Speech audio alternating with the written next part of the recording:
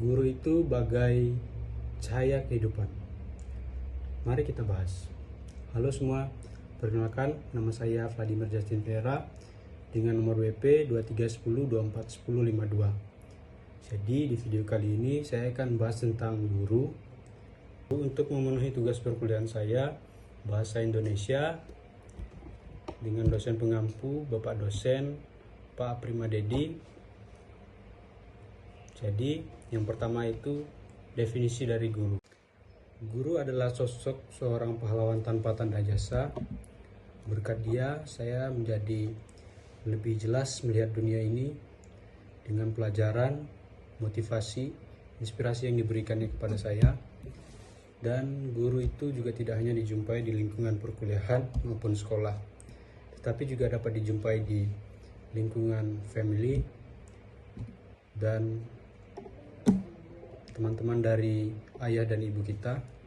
Karena jujur saya lebih banyak mendapatkan pelajaran itu dari guru-guru saya dari luar. Saya lebih suka menyebut mereka itu adalah mentor saya. Jadi mentor-mentor saya inilah yang menginspirasi saya, membuat saya menjadi termotivasi, dapat menentukan tujuan hidup saya, dan membuat saya juga bisa berkembang sampai sekarang ini. Jadi dulu itu saya adalah seorang yang introvert, bahkan berinteraksi dengan orang baru saja saya tidak berani. Jangankan orang baru, berinteraksi dengan orang yang saya sudah kenal pun saya masih malu-malu. Tetapi berkat inspirasi dan pengetahuan yang diberikan dari guru, saya menjadi tahu bahwa menjadi manusia itu kita harus menjadi pribadi yang menyenangkan, karena manusia itu adalah makhluk sosial, masih membutuhkan orang lain. Jadi saya harus belajar bagaimana caranya agar saya bisa berinteraksi dengan orang lain.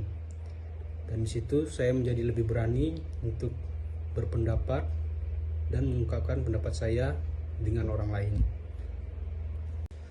Jika kita membandingkan antara guru zaman sekarang dan guru zaman dulu, saya ada prihatin dan juga ada kagum terhadap guru zaman sekarang.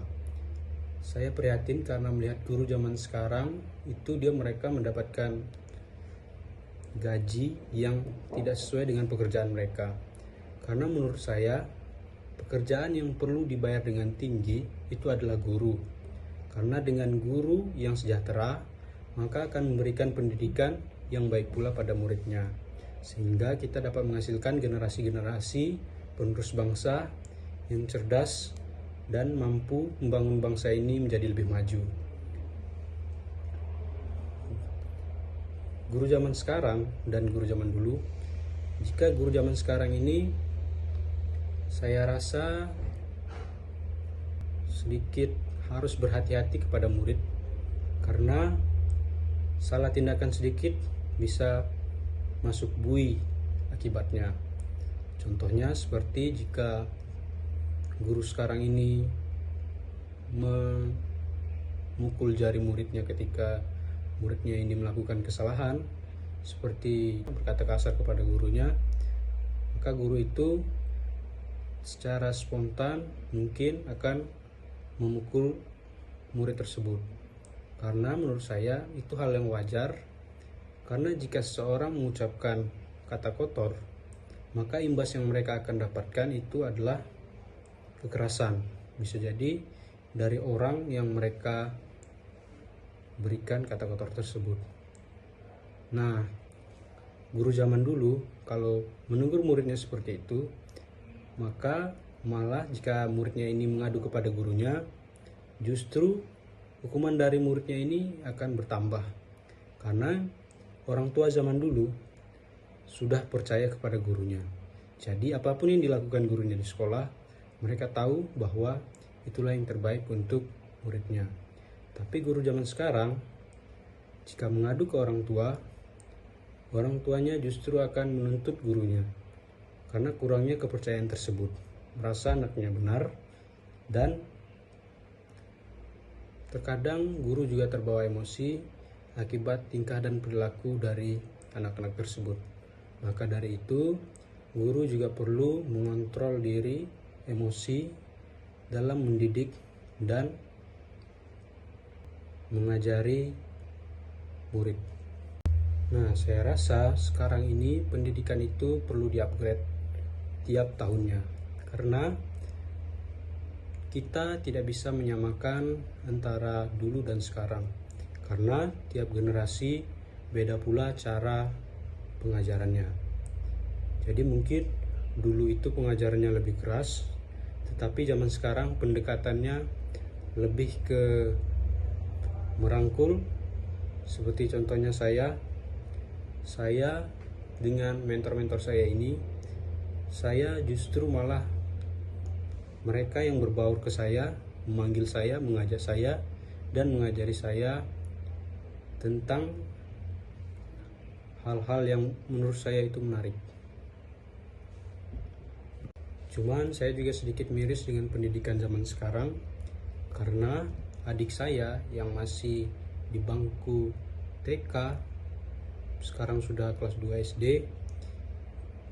dan seharusnya menurut saya TK sampai kelas 3 SD itu tidak boleh diberikan tugas atau PR, karena menurut saya anak-anak di usia tersebut seharusnya lebih diajarkan tentang kebersihan, sopan santun, tidak diberikan PR yang membuat mereka menjadi kurang berinteraksi dengan dunia luar, bahkan dengan keluarganya sendiri. Karena mereka setelah di sekolah belajar, pulang pun mereka juga harus belajar untuk mengerjakan tugas, sehingga waktu mereka untuk bermain pun tidak ada. Saya rasa pendidikan di situ perlu dirubah. Mungkin kita bisa mengikuti tradisi pendidikan dari Jepang yang mengajarkan murid-muridnya itu yang di bangku kelas TK sampai kelas 3 SD itu mereka hanya difokuskan untuk menjaga kebersihan, tata krama dengan orang besar, sehingga saya lihat budaya di depan itu di Jepang itu orangnya sangat disiplin, bersih, dan juga sangat sopan. Dan saya juga merasa pendidikan zaman sekarang ini tidak hanya mengajarkan tentang pengetahuan praktis dan juga tidak hanya mengajarkan tentang pendidikan dan pengetahuan yang praktis, tetapi juga mengajarkan tentang bagaimana cara mengembangkan karakter dari seseorang itu, sehingga dia bisa mengoptimalkan potensinya secara maksimal. Jadi semua potensinya itu dikeluarkan karena berkat bantuan dari pendidikan yang bermutu, mereka menjadi orang-orang yang berkualitas. Saya pernah membaca buku milik Socrates. Di sana dia mengatakan bahwa pendidikan yang baik itu tidak hanya mengajarkan tentang pengetahuan dan pengetahuan praktis, tetapi juga mengajarkan bagaimana caranya mengembangkan karakter dari manusia itu. Artinya, baik dan buruknya kita di masa depan itu sangat ditentukan oleh karakter kita kepada masyarakat. Jadi, dengan siapa kita belajar, dengan siapa kita berinteraksi, dengan siapa lingkungan kita mempengaruhi karakter yang akan kita bentuk. Jadi, jagalah kualitas pendidikan negeri kita agar menciptakan pribadi yang berkualitas, bermutu, dan bisa mengembangkan negara ini menjadi lebih maju. Mungkin cukup sekian yang dapat saya paparkan, saya sampaikan. Kurang lebihnya saya mohon maaf, dan semoga apa yang sudah saya sampaikan dapat menambah pengetahuan dan wawasan kita bersama. Sekian dari saya. Atas perhatian dari teman-teman sekalian, saya mengucapkan terima kasih.